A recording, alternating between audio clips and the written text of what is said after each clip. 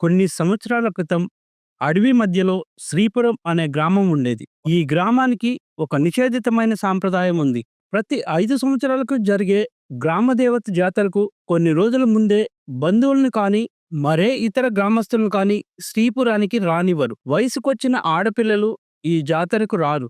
ఇంట్లోనే ఉండాలి అనే నిబంధన ఉంది. జాతరలో పెళ్లి కాని అమ్మాయిని గ్రామదేవతలా అలంకరించి ఊరంతా ఊరేగించిన తర్వాత రాత్రి సమయంలో ఆ అమ్మాయిని గ్రామదేవత గుడిలో ఉంచి తాళం వేస్తారు. తెల్లారిన తర్వాత గ్రామస్తులు అందరి సమక్షంలో గుడి తలుపులు తెరుస్తారు. గుడిలో రాత్రి ఉంచిన అమ్మాయి కానీ, ఆమె దుస్తులు కానీ కనిపించవు. అలా జరిగితేనే ఆ గ్రామదేవత వాళ్లకు మంచి చేస్తుందని శ్రీపురం గ్రామస్తులు నమ్ముతారు. కొండల మధ్యలో అందమైన ప్రకృతి ఒడిలో పెరిగిన అమ్మాయి గౌరి. అమాయకత్వం, అందం కలగలిపిన గౌరీని తల్లిదండ్రులు ఎప్పుడూ పొలం పనికి తీసుకెళ్లేవాళ్లు కాదు. అల్లారు ముద్దుగా గౌరీని పెంచారు. తండ్రి రామయ్య పొద్దున్నే పొలానికి వెళితే తల్లి అనసూయ వంట చేసి తీసుకొని పొలానికి వెళ్ళేది. ఇంటి పనిలో తల్లికి సాయంగా ఉండేది గౌరి. ఒకసారి రాఘవయ్య, అనసూయ పట్నంకి వెళ్ళి వస్తూ గౌరికి కాళ్ల పట్టీలు తీసుకొచ్చారు. అవి పెట్టుకొని ఎంతో సంబరపడింది గౌరి. ఒకరోజు పక్క గ్రామానికి చెందిన సూర్యం రాఘవయ్య ఇంటికి వచ్చి తలుపు వేసి ఉండటంతో, రాఘవయ్య మామ, ఓ రాఘవయ్య మామ, ఇంట్లో ఉన్నావా అనగానే ఎవరు అంటూ తలుపు తీసింది గౌరి. లంగావణిలో అచ్చం దేవకన్యలా కనిపించింది గౌరి. ఒక్కసారిగా సూర్యం కళ్ళు మెరిశాయి. కళ్ళు పెద్దవి చేసి అలాగే చూస్తుండిపోయారు. ఎవరు అంటే మాట్లాడరేంటి? మనుషుల్ని ఎప్పుడూ చూడలేదా ఏంటి అంది గౌరి. సూర్యం నవ్వుతూ, రాఘవయ్య మామతో 12 వచ్చాను, పిలుస్తావా అన్నాడు. మా నాన్న పొలానికి వెళ్ళాడు అంది గౌరి. సూర్యంకి గౌరిని కొద్దిసేపు అలాగే చూడాలనిపించింది. కానీ మాట్లాడడానికి ఏ మాటలు లేవు. సిగ్గుపడుతూ మంచినీళ్ళు ఇస్తావా అన్నాడు. గౌరి లోపలికి వెళ్ళి నీళ్లు తీసుకొచ్చి ఇచ్చింది. సూర్యం నీళ్లు తాగుతూ అలాగే గౌరిని చూస్తుండిపోయాడు. గౌరి నవ్వుతూ, ఎంతసేపు తాగుతారు, గ్లాసులో నీళ్లు అయిపోయాయి అనగానే గ్లాస్ గౌరీ చేతికి ఇచ్చి వెళ్తూ వెళ్తూ వెనక్కి చూస్తూ నవ్వుతూ వెళ్ళిపోయాడు. ఆ రోజు నుండి ఏదో ఒక పని అని చెప్పి గౌరీని చూడ్డానికి వచ్చేవాడు. అలా గౌరీ సూర్యం పరిచయం ప్రేమగా మారింది. రోజులు సంతోషంగా గడుస్తుండగా ఒకరోజు సూర్యం శ్రీపురానికి వస్తుండగా పొలిమేరలోనే కొందరు గ్రామస్తులు ఆపి, మా ఊరిలో గ్రామదేవత జాతర ఉంది, ఇతర గ్రామస్తులు మా గ్రామానికి కొన్ని రోజుల వరకు రాకూడదు అని చెప్పడంతో నిరాశతో వెనుదిరిగాడు సూర్యం. గ్రామస్తులంతా ఆ గ్రామంలో ఉన్న మర్రి చెట్టు దగ్గరకు చేరి జాతర గురించి మాట్లాడుకుంటుండగా ఆ గ్రామ పెద్ద వీరయ్య అక్కడికి వచ్చాడు. వీరయ్య గ్రామస్తులతో, మన గ్రామదేవత జాతర కోసం ఎవరికి తోచినంత వారు ఇవ్వండి, మిగతాది నేను ఏర్పాటు చేస్తాను. రేపే మన ఊరి జాతర. ఈ జాతరలో ఈ ఏడాది అమ్మాయిని ఇవ్వడం ఏ ఇంటి వంతు అనగానే గ్రామస్తులు మాకు తెలీదు అని సమాధానం చెప్పారు. గ్రామ పెద్ద తన దగ్గర ఉన్న పుస్తకం తీసి చూసి రాఘవయ్య ఇంటి పక్కన ఉండే సోమయ్యని చూసి, సోమయ్య, ఈ సంవత్సరం నీ ఇంటి వత్తు అన్నాడు. సోమయ్య లేచి నిలబడి, అయ్యా, నాకు కూతురు లేదు అన్నాడు. అయితే నీ తర్వాత ఇల్లు ఎవరిది అని అడిగాడు. రాఘవయ్య లేచి నిలబడి, నాదే అయ్యా అన్నాడు. గ్రామ పెద్ద వీరయ్య లేచి నిలబడి, నీకు కూతురు ఉంది కదా అన్నాడు. రాఘవయ్య ఉందన్నట్లు తల ఊపాడు. అయితే రేపు నీ కూతుర్ని దేవతలా అలంకరించి తీసుకురా అని చెప్పి వెళ్ళిపోయాడు. రాఘవయ్య అక్కడి నుంచి దిగులుగా పొద్దుపోయి ఇంటికి వచ్చాడు. మంచంపై కూర్చొని ఇలా ఆలోచిస్తున్నాడు. ఒకవైపు అల్లారి ముద్దుగా పెంచుకున్న కూతురు, మరోవైపు ఆ గ్రామాన్ని కాపాడే గ్రామదేవత. ఏం చేయాలో అర్థం కాలేదు. రాఘవయ్యకు కంట్లో నీళ్లు తిరిగాయి.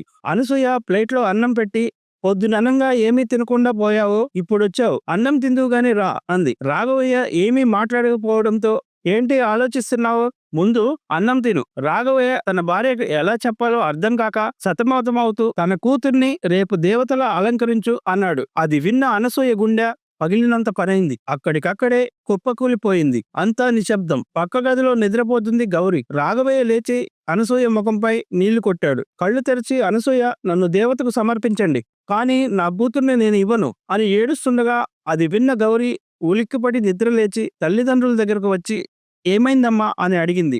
అనసూయకు అల్లారి ముద్దుగా పెంచుకున్న నిన్ను ఆ దేవతకు సమర్పించాలని చెప్పేందుకు నోరు రాలేదు.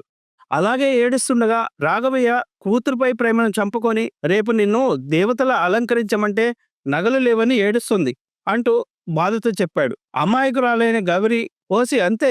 నాకు నగలు లేకపోతేనే నేను దేవతలానే ఉండా అని నువ్వే చెప్పావు కదమ్మా.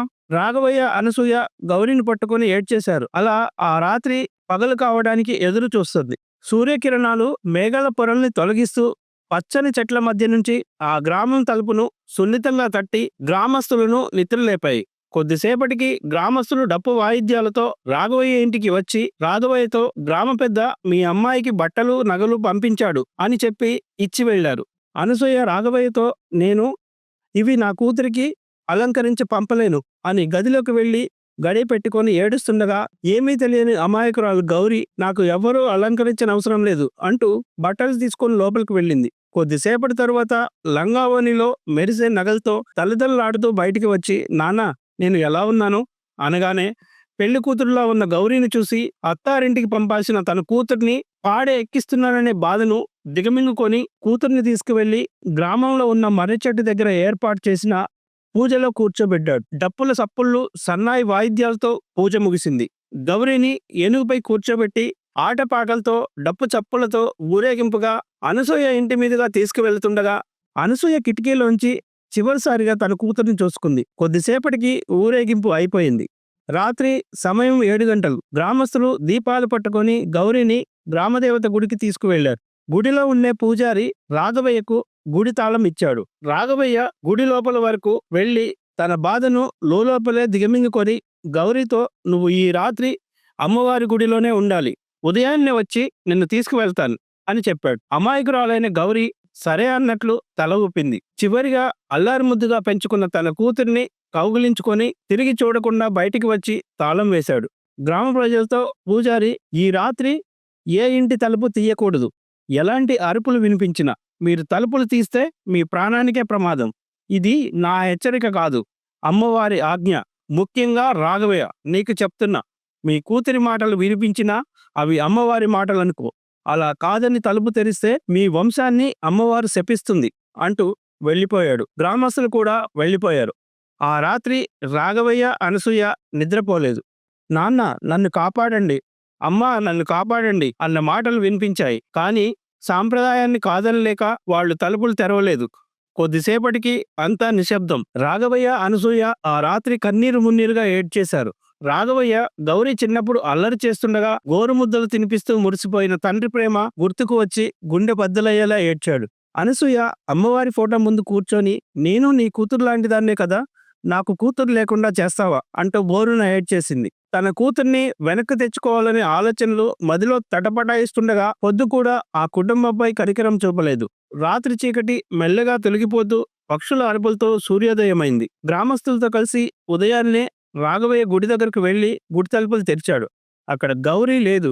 ఆమెకు సంబంధించిన ఎలాంటి ఆనవాళ్లు లేవు. బాధతో ఇంటికి తిరిగి వచ్చాడు రాఘవయ్య. ఆ రోజు రాత్రి గౌరీ ఆత్మ నడుస్తుంటే తన కాళ్ల పట్టేళ్ల గజ్జెల శబ్దం శ్రీపురం గ్రామంలో ప్రతిధ్వనించింది. గ్రామస్తులు కొందరు గౌరీ ఆత్మను చూసి భయంతో బిగుసుకుపోయి పడిపోయారు. గ్రామ పెద్ద వీరయ్య ఇంట్లో నిద్రలో ఉండగా గజ్జెల చప్పుడు విని భయానికి లోనై ఇంట్లో ఒక మూలకి ముసుగు కప్పుకొని కూర్చున్నాడు. గౌరీ ఆత్మ రాకతో ఒక్కసారిగా వీరయ్య ఇంటి తలుపు పెద్ద శబ్దంతో తెరుచుకుంది. భయపడుతూ ముసుగు కొంచెం తీసి చూశాడు. వెలుగుతున్న దీపం ఆరిపోయింది.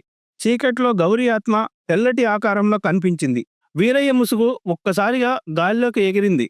గౌరీ ఆత్మ కోపంతో పళ్ళు కొరుకుతూ అమాయక గ్రామస్తులను గ్రామదేవత పేరుతో మూఢనమ్మకం కల్పించి అభం శుభం ఎరగని ఎంతమంది మానం దోచుకున్నావు అంటూ వీరయ్యను పట్టుకొని గాల్లో విసిరి కొట్టింది. అంతే, వీరయ్య ప్రాణాలు గాల్లోనే కలిసిపోయాయి. అంతా నిశ్శబ్దంగా మారింది. శ్రీపురంలో జరిగిన విషయాలేమీ తెలియని సూర్యం రాత్రి సమయంలో తన ఇంట్లో నిద్రపోతుండగా ఏడుపు శబ్దం వినిపించింది. నిద్రలేచి చూశాడు. అతని పక్కనే కూర్చొని ఉన్న గౌరీ ఆత్మను చూసి భయంతో ఎవరు నువ్వు, అచ్చం నా గౌరీలానే ఉన్నావు అని గట్టిగా అడిగాడు. గౌరీ ఆత్మ కన్నీళ్లు తుడుచుకొని జరిగిన దారుణాన్ని సూర్యకి చెప్పింది. నాకు జరిగిన అన్యాయాన్ని శ్రీపురం గ్రామస్తులకు చెప్పి ఈ మూఢనమ్మకాల నుండి శ్రీపురం ప్రజలను బయటికి తీసుకురా. నాకు మళ్ళీ జన్మంటూ ఉంటే నీ ప్రేమను పొందుతాను అని సూర్యంని హత్తుకొని అతని కౌగిల్లోనే గాలిలో కలిసిపోయింది. మరుసటి రోజు ఉదయం గౌరీకి జరిగిన దారుణాన్ని గ్రామస్తులకు చెప్పాడు సూర్యం. గ్రామస్తులు గౌరీ ఆత్మకు క్షమాపణలు కోరుతూ రాబోయే రోజుల్లో ఎంతో మంది పెళ్లి కాని అమ్మాయిలను బలి కాకుండా కాపాడినందుకు ఆమె పేరు మీద గుడి నిర్మించారు. ఈ గుడి ముందు ప్రతి ఆడపిల్ల తమ పెళ్లికి ముందు ఆశీర్వాదం తీసుకునే సాంప్రదాయం మొదలైంది. శ్రీపురంలో 5 సంవత్సరాలకు ఒక్కసారి జరిపే గ్రామ దేవత పండగని అన్ని గ్రామాల ప్రజలతో కలిసి జరుపుకుంటున్నారు. కానీ పెళ్లి కాని అమ్మాయిల్ని గ్రామ దేవతకు అర్పించే సాంప్రదాయాన్ని తొలగించారు. ఇప్పుడు శ్రీపురం ఎంత ప్రశాంతంగా ఉంది.